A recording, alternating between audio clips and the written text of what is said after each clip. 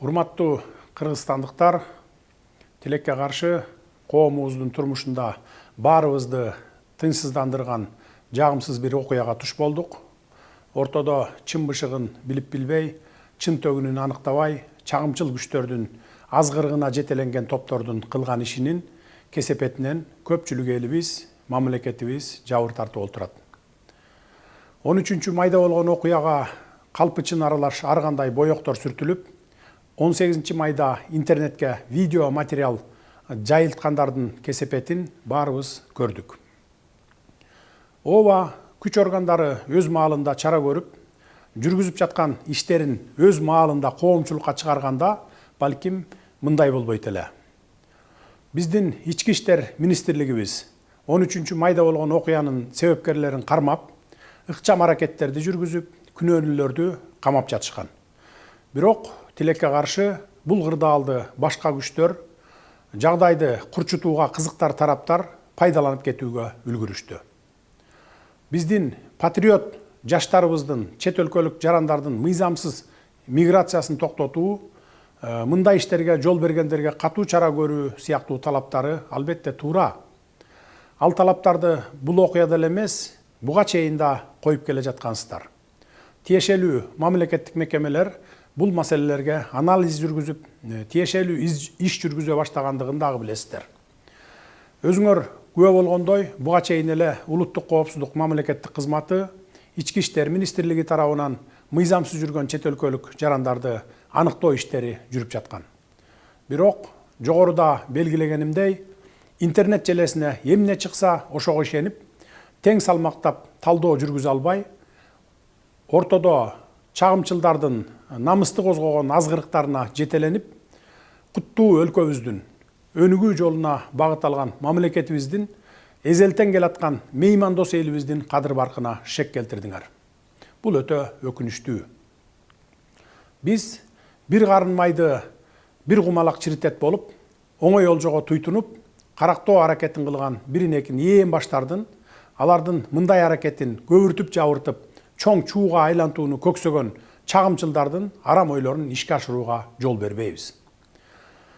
13 майдагы окуя иликтенип, күнөөлүүлөр кармалып, териштирүү иштери жүрүп жатканда, ал окуя тууралуу видео 18 майда интернетке жүктөлүп, биздин кызуу кандуу жаштарыбыздын канын кызытууга кошумча от жаккан, ортого чагым салган, куру намысты козгогон интернет посттор менен коштолду. Буга бийликке жетпей калгандар, коррупцияга каршы күрөштү жактырбагандар, түрмөдө жаткан саясатчылар атайын WhatsApp группаларды, фейк аккаунттарды түзүп алышып, чагым салган маалыматтарды таратышканын ачык айтып коеюн. Ошентсе да 18 май түнү чыккан жаштарды токтотууга аракеттер көрүлүп, ар кандай агрессия калтырып, мындан да жаман окуялардын чыгып кетишине жол берилген жок. Ошондой эле биздин кызуу кандуу жаштарыбызга күч колдонуп таратуу да болгон жок. Аны да жакшы билесиздер. Анткени алардын арасында курал алып, окуяны күтүүсүз башаламандыктарга айлантууну эңсеген арам ойлуулар жүргөнү тууралуу бизде ыкчам маалыматтар бар эле. Милиция кызматкерлери элди күч менен тарата баштаганда, мына биздин бийлик кыргыз балдарды коргогондун ордуна тескерисинче тигилерге болушуп, өз элин кордой баштады деп, адаттагыдай эле ошол жерден видео кайрылууларды таратып, масштабтуу көтөрүлүшкө чакырабыз деген блогер сымал жана ниети бузуктар элдин арасында даяр турушкан. Андай өтө кооптуу жагдайларды биздин патриотпуз деген кызуу кандуу жаштарыбыз билген жок. Жаштар эле эмес, жалпы эл деле чын эле деп ишенип алышмак. Ошондуктан күч органдарына окуяны толук көзөмөлдөп, жаштарга түшүндүрүү иштерин байма-бай жүргүзүп, кырдаалды кагылышуусуз турукташтырууга аракет кылгыла деген буйрук берип турдум. Эгер мародерчулукка барса, милиция тарапка чабуул жасаса, же жатаканалардагы студенттерге кол сала баштаса, анда аеосуз чараларды көрөт элек. Бактыбызга жараша андай болгон жок. Албетте, башталышында студенттер жашаган жерлерге барып, кол салып жиберген тентектер болду. Аларды өз убагында токтотуп калганга жетиштик. эми алардын баары өз жазасын сөзсүз алышат. Биз укуктук мамлекетти кура алдык. Эми тартипти орнотобуз. Тартип болбосо кандай гана мамлекет болбосун өнүгүү болбойт. Кылмышкерлерди өзүн билемдик менен жазалоолорго жол берилбейт. Жазалоо үчүн сот бар, бийлик бар. Биз бул жолу ушул окуядан чоң сабак алдык. Эл дагы сабак алып, эми мындан ары мындай чакыныктарга, чагымчылдыкка, оор басырык, сергек ой жүгүртүү менен анализ жасап, дароо эле дүрбөп чыга калбайт деп ишенебиз. Эми мындан ары ушундай окуя кайталанса, анда күч органдары биринчи мүнөттөрдөн баштап эле күч менен таратуу ыкмасына өтөт. Кудайга шүгүр, азыр күч структуралары мурдагыдай алсыз эмес. Мейли ким болбосун, ал биздин жаранбы, же чет өлкөлүк жаранбы, мамлекетибиздин бүтүндүгүнө шек келтирсе, башаламандык уюштурса, аяосуз жазасын алышат. Урматтуу кыргызстандыктар, урматтуу патриот жаштар, биз дагы силер сындуу Кыргызстан үчүн күйөбүз. Биздин патриоттугубуз силердикинен ашса ашат, кем калбайт. Биз дагы силердей болуп, элибиздин башын бийик көтөрүп жүрүшүн каалайбыз. Ошол үчүн өлкөнүн өнүгүшүнө бар күч аракетибизди жумшап жатабыз. Өлкөбүз өзүнөн өзү өнүгүп кетпейт.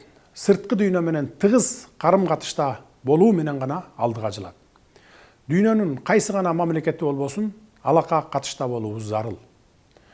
Дүйнө таануу үчүн чет өлкөлөргө чыгуу керек. Ал үчүн биздин жаштарыбыз өнүккөн өлкөлөрдү көрүп, ак караны ажыратып, тажрыйба топтоп, эмгек миграциясында жүрүшөт. 1 миллиондон ашуун элибиз чет өлкөлөрдө окуп, иштөө менен элек. Биздин ошол жарандар сыяктуу эле бизге дагы чет өлкөлөрдүн жарандары келип, окуп, иштеп жатышат. Биз буга кубанышыбыз керек. Мунун баары алака катыш, байланыш, тажрыйба топтоо, туризм экенин жакшы билесиздер. Укуктук тил менен айтканда, мунун баары эл аралык байланыш, дипломатия, туризм жана башка деп аталарын да билесиздер. Ошол үчүн бардык өлкөлөр сырткы дүйнө менен байланышта болуп жашайт, инвестиция салып, өз өлкөсүнө инвестиция тартып, өсүп, өнүгөт. Бул өнүккөн өлкөлөр колдонуп келе жаткан классикалык үлгү. Башка өлкөлөрдө эле Кыргызстан дагы өнүгүүнүн ушундай багыттарын колдонуп баштаганбыз. Бул жаатта өзүңүздөр деле багыт берип, туризм менен өнүгөлү деп көптөгөн алгылыктуу сунуш пикирлерди айтып келе жатасыздар. Керемет жерлерибиз бар, ошолорго туристтерди тарталы, келсин, көрсүн, башкалардан эмнебиз кем деп келесиздер. Туризм тармагынан эле өлкөбүзгө мынча пайда түшөт экен деп өзүңүздөр эсеп чотунда айтып берип келатасыздар. Башка өлкөлөр өз өлкөсүнө туристтерди келтире албай убара. Ал эми биз келген ырыскыбызды тээп аткандайбыз. Башка маселе, эгер бизге келген туристтер маданиятсыз болсо, акырын айтып тарбияга салалы. Бул эми бир эле мисал айта берсем сөз көп. Биздин балдарыбыз да чет жерде жүрүшөт. Адам үйүнөн 40 кадам узагандан кийин мусапыр деп коет. Мен буларды айтып жатканымдын себеби ошол сырт дүйнө менен болгон мамилебизди, жаңыдан жанданып келаткан инвестиция, туризм тармагына эч болбосо меймандостук салтыбызга шек келтирбесек дегеним. Эң жок дегенде сыртта жүргөн уул кыздарыбыз дагы ушундай мамилеге учурап калуу мүмкүн экенин эсибизден чыгарбашыбыз керек. Муну жети өлчөп, бир кесип, туура ой жүгүртө алган жарандарыбыздын баары айтып жатышат. Урматтуу мекендештер, өлкөгө келген чет элдиктердин дагы ата мекени бар экенин, билимин алып, иштеген ишинен пайда тапкандан кийин акыры алар өз мекенине кетерин унутпагыла. Алар Кыргызстандан билим алып, ошончо жерден келип, ошончо акчасын бизге калтырып, убактылуу гана жүргөнүн унутпайлы. Чет өлкөлүктөр Кыргызстандан билим берүүсүн барктап, кызыгып келип, акысын төлөп окуп жатканын, бизде иштеген чет элдиктердин кызмат көрсөтүүсүнөн ушул эле биздин кыргызстандыктар пайда көрүп жатканын баарыбыз туура түшүнүшүбүз керек. Ошолордун калтырган каражаттарынан салык түшүп, ошолорго кызмат көрсөткөн окуу жайлар, чакан ишкерлер пайда таап жатканын, биздин экономикага миллиарддаган киреше алып келип жатканын кантип билбейбиз? Өлкөдөгү жумуш ордуларына жалаң чет элдиктер толуп калып, биздин жарандар бош калган болсо, мындай жагдайды жөнгө салып, ордуна коюуга күчүбүз жетет.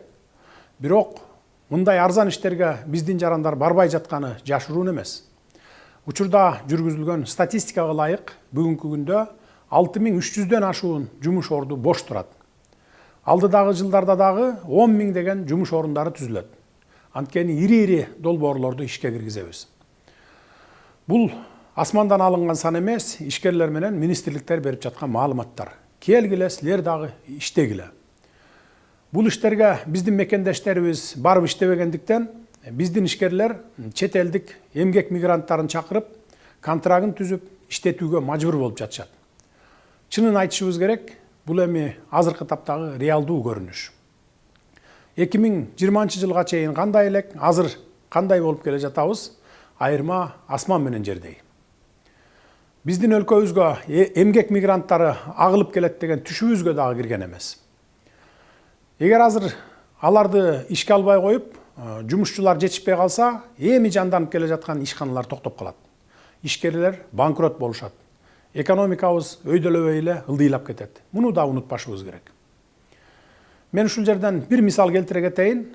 Бириккен Араб өлкөлөрүндө жергиликтүү калктын саны 1 миллион адамдын тегерегинде. Ал эми чет өлкөлөрдөн барып иштеп жүргөн мигранттардын саны 7 миллионду түзөт. Эч кандай проблема жок эле экономикасын көтөрүп жатышат. Биздин 1 миллиондон ашуун жарандарыбыз чет өлкөлөрдө жүрүшөт. Ал эми бизде бүгүнкү күндө иштеп жаткан эмгек мигранттарынын саны болгону 5322 адамды түзөт. Чет өлкөлөрдөн келип окуп жаткан студенттердин саны 42620 адам экен. Биз буга кубанышыбыз керек. Бирок кечээ болуп өткөн жагымсыз окуялар, мен жогоруда айтып өткөн биздин алга умтулууларыбыздын, баалуулуктарыбыздын эч бирине туура келбей калды. Урматтуу агайын туугандар, биз тарыхтан сабак алалы, болуп өткөн кайгылуу окуялардан туура бүтүм чыгаралы деп какшап келебиз.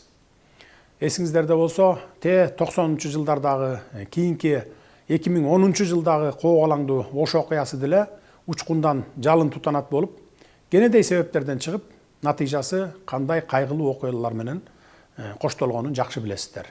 Бул өтө аялуу, өтө назик маселе экенин унутпаңыздар.